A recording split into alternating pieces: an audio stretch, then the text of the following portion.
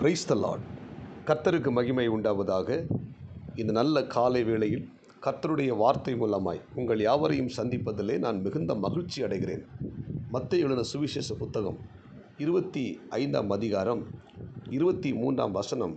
நல்லது, உத்தமமும் உண்மை உள்ள ஊழியக்காரனே, கொஞ்சத்திலே உண்மையாயிருந்தாய், அநேகத்தின் மேல் உன்னை அதிகாரியாக வைப்பேன். அன்புக்குரிய தேவனுடைய பிள்ளைகளே, நம்முடைய ஆண்டவர் இயேசு கிறிஸ்து இந்த குறிப்பிட்ட வேத பகுதியில் ஒரு மனிதன் உண்மையாக இருக்கும் பொழுது, உண்மை உள்ள மனிதனை ஆண்டவர் அநேகத்தின் அதிகாரியாக வைப்பேன் என்று சொல்லுகிறார்.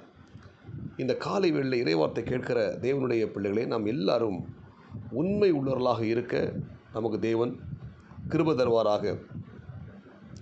அமெரிக்க தேசத்தில் நடந்த ஒரு சம்பவத்தை நான் இன்றைக்கு உங்களுக்கு சொல்ல விரும்புகிறேன். அமெரிக்க தேசத்தில் ஒரு பெரிய ஸ்டோர், அந்த ஸ்டோரில் ஒரு வாலிபன் வேலை செய்து கொண்டிருந்தார். அங்கே அநேக ஆட்களை அந்த கடையில் ஸ்டோரில் பொருட்களை வாங்கி கொண்டு செல்வார்கள். அப்போது அந்த கடையில் ஒரு வயதான பெண்மணி வந்தார்கள். அந்த பெண்மணி அநேக பொருட்களை வாங்கிவிட்டு அதுக்குரிய பணத்தை செலுத்தினார்கள். அதை அந்த வாலிபன் கணக்கு பார்த்து வாங்கினான். ஆனால் அந்த கடை ஸ்டோர் இரவு நேரம் மூடப்படும். அந்த தொகையெல்லாம் எண்ணுவார்கள். இப்போ இந்த வாலிபன் எல்லா தொகையும் எண்ணும்போது கொஞ்சம் அந்த கடையில் சேலான பொருட்களுடைய மதிப்பை விட அதிகமாக கூடுதலாக கொஞ்சம் பணம் இருந்தது.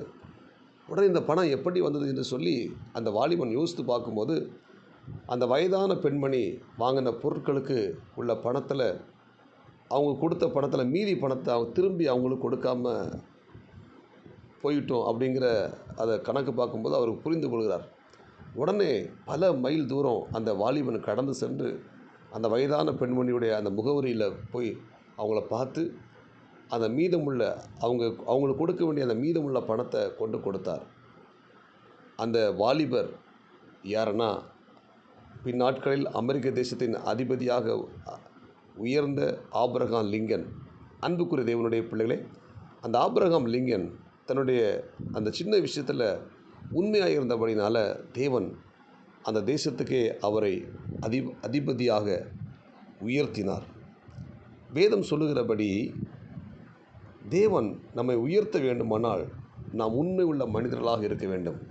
உண்மை உள்ள மனிதர்கள் பரிபூர்ண ஆசீர்வாதங்களை பெற்றுக்கொள்வார்கள் என்று தேவன் வாக்கு பண்ணுகிறார். எனவே இந்த இறைவார்த்தை கேட்கிற தேவனுடைய பிள்ளைகள் நம்ம எல்லாரும் உண்மையாக இருக்க நமக்கு தேவன் கிருபை தருவாராக. இன்றைக்கி பார்த்திங்கன்னா, அநேக கிறிஸ்தவர்கள் உயர் அதிகாரியாக இருக்கிறவங்க பார்த்திங்கன்னா லஞ்சம் வாங்குகிறாங்க. சின்ன சின்ன காரியங்களை லஞ்சம் வாங்குகிறாங்க. அவங்க அதை ஒரு சின்ன தொகை தானே, நான் கொஞ்சம் தானே வாங்குகிறேன், நான் அநியாயம் பண்ணலையே அப்படின்னு சொல்லி தாங்களே திருப்திப்படுத்திக் கொள்கிறார்கள். கொஞ்சம் வாங்கினாலும் அதிகமாக வாங்கினாலும் அது தவறான ஒரு காரியம். எனவே கிறிஸ்தவர்கள் இப்படிப்பட்ட லஞ்சம் பரிதானம் வாங்காமல் நம்மை காத்து கொள்ள வேண்டும்.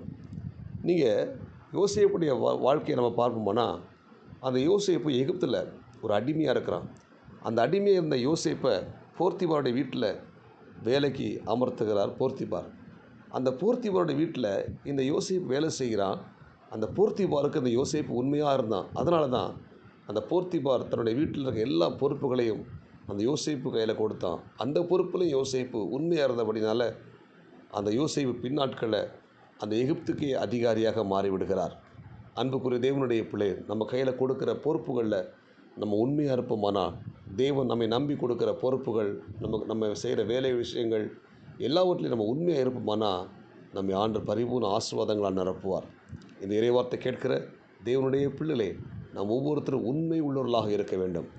தானியேல் புத்தகத்தை வாசிக்கும்போது 6ஆம் அதிகாரத்தை வாசிக்கும்போது, தானியேல் உண்மை உள்ளவனாக இருந்தபடினால் என்று எழுதப்பட்டிருக்கிறது. ஆமென். அவன் தானியேல் உண்மையாக இருந்தபடினால அந்த ராஜா தானியேலை பாதுகாக்க ஆசைப்பட்டான்.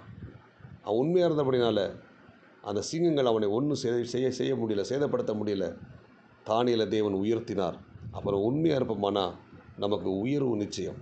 சில நேரங்களில் பார்த்திங்கன்னா, நம்ம உண்மையாக இருப்போம், அதுக்கேற்ற உயர்வுகள் வராது. கவலைப்படாதீங்க. உண்மை ஜெயிக்கும், கொஞ்சம் லேட்டாக ஜெயிக்கும். அல்லேலூயா. எனவே இந்த இறைவார்த்தை கேட்கிற தேவனுடைய பிள்ளை நாம் எல்லாரும் உண்மை உள்ளவர்களாக இருப்போம். உண்மை உள்ள மனிதன் பரிபூர்ண ஆசீர்வாதங்களை பெறுவான் என்று சொன்ன வார்த்தையின்படி உண்மை உள்ள மனிதன் அநேகத்தின் மேல் அதிகாரியை வைப்பேன் என்று சொல்வது போல் நீங்கள் இருக்கிற இடத்துல, வேலை செய்கிற இடத்துல எல்லாவற்றிலும் நீங்கள் உண்மையாக இருங்க. மோசையை குறித்து சொல்கிறார், மோசே தேவனுடைய வீட்டில் எங்கு உண்மை உள்ளவன் என்று சொல்கிறார் பார்த்தீங்களா? அதே போல் நம்ம எல்லோரும் உண்மையாக இருப்போம். உண்மை உள்ள மனிதனை கர்த்தர் ஆஸ்வதிப்பார். நம்ம எல்லோரும் உண்மையாக இருப்போம். கர்த்தர் பெரிய காரியங்களை செய்வார். ஜெபிப்போமா? பரலோக தேவனே, இந்த காலை வேளை நாங்கள் கேட்ட விலையேறப்பெற்ற சத்தியம் நாங்கள் உண்மை உள்ளவர்களாக இருக்க எங்கள் உதவி செய்வதாக. உண்மை உள்ள மனிதன் பரிபூர்ண ஆசீர்வாதங்களை பெறுவான். உண்மை உள்ள மனிதனை ஆண்டவர் அநேக காரியத்தில் அதிகாரி வைப்பேன்னு சொன்னது போல் இந்த இறைவார்த்தை கேட்ட ஒவ்வொரு தேவனுடைய பிள்ளைகளும் உண்மை உள்ள தேவனுடைய பிள்ளைகளை இருக்க உதவி செய்வீராக. இந்த இறைவார்த்தை கேட்ட ஒவ்வொரு தேவனுடைய பிள்ளைகளும் கர்த்தர் ஆஸ்வதிங்க. இந்த நாளுக்குரிய கிருபை கொடுங்க. இயேசு கிறிஸ்துவின் நாமத்தில் ஜெபிக்கிற நல்ல பிதாவே, ஆமேன். God bless you. உங்கள் யாவரையும் கர்த்தர் ஆஸ்வதிப்பாராக. இந்த நாள் உங்களுக்கு இனிமையாய் அமையட்டும். ஆமேன்.